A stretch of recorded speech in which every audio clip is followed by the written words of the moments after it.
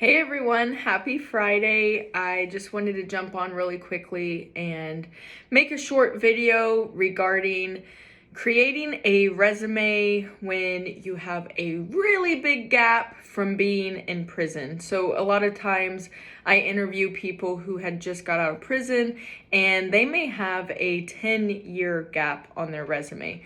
For us at Cornbread Hustle, we don't see anything wrong with that. In fact, most of the resumes we get have a major gap, and we just assume that somebody spent time in prison. And all of our interviews are really open and transparent. So most of the time we start off our interviews with, hey, so what's your criminal charge? How long did you spend in prison? What did you do while you were in prison? And what have you done since your release of prison?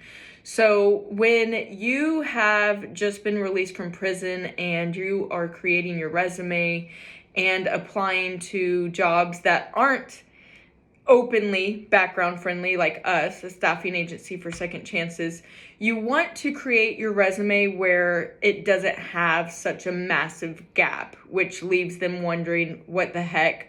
Or maybe they'll just overlook it and keep moving on and call the next person. And the reason why I'm making this video right now is because my next week's video, I'm doing the 12-week starting over series, and next week's video goes into submitting resumes. And I realized that I'm not gonna have enough time to go into how to specifically cater your resume to a company when you just got out of prison. So that's why I wanted to make this video separately for those of you who need this. So if you spent time in prison, chances are, most likely, you had a job.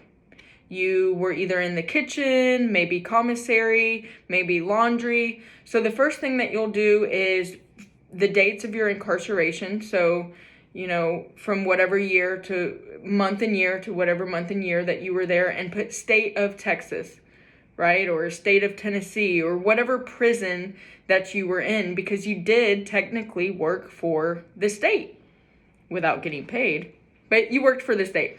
So if you were in laundry, you literally can list that you were a machine operator in the laundry department. And that's going to help you when you're applying for jobs in warehouses or any other type of jobs where you have to operate a machine of any kind. And then if you were in commissary, that's customer service, because as a person that's working in commissary, you're literally taking lists of what people are buying and going and picking the inventory. This could also be really great if you're applying for a job like a selector, like our jobs at US Foods. They have selectors, which are pulling inventory down and getting them onto a pallet to give to the customers. If you were in the kitchen, you could be anything from dishwasher to server to a cook. They have the butcher department. So applying to any restaurant and putting your experience in the kitchen, this is also where you have customer service skills, and you have to have some major customer service skills if you're serving people who you're in prison with all day long. It's actually a really stressful job, serving food in the kitchen in prison.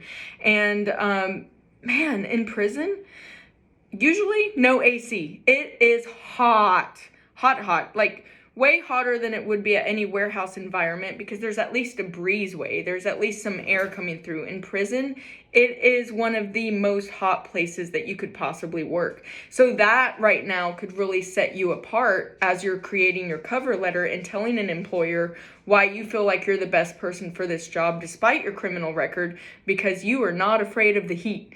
And right now there's very high turnover because it is so hot right now. Like all these 100+ degree weather days, people are dropping like flies and quitting because it's really hard and it's a lot of labor. The yard, there's a lot of times that there's a lot of yard work in prison. So landscaping, there's anything construction, because a lot of the times the residents who are in prison are the people who are taking care of the facility. So anything from painter to electrician to plumbing, literally anything that you can think of in the construction zone. So we have a lot of clients that do construction type work. I just posted about Modular Design the other day. They're an innovative company that does construction inside of their warehouse. So we have a lot of our guys who just got out of prison that has the skills that they are looking for. So I hope this video is helpful for those of you who are either just getting out of prison, or you've been out of prison for a while and you're wondering why you're not getting callbacks because your resume isn't, getting the attention that you're looking for. If you have any questions, please feel free to reach out to me. I will try to get back to them. It's hard for me to get back to my inbox messages.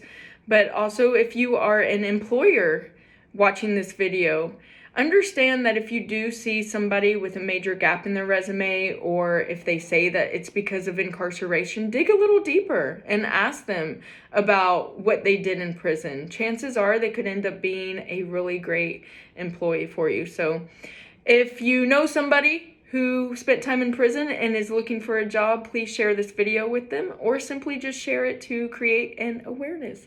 Thanks, everybody. Have a wonderful weekend. Bye.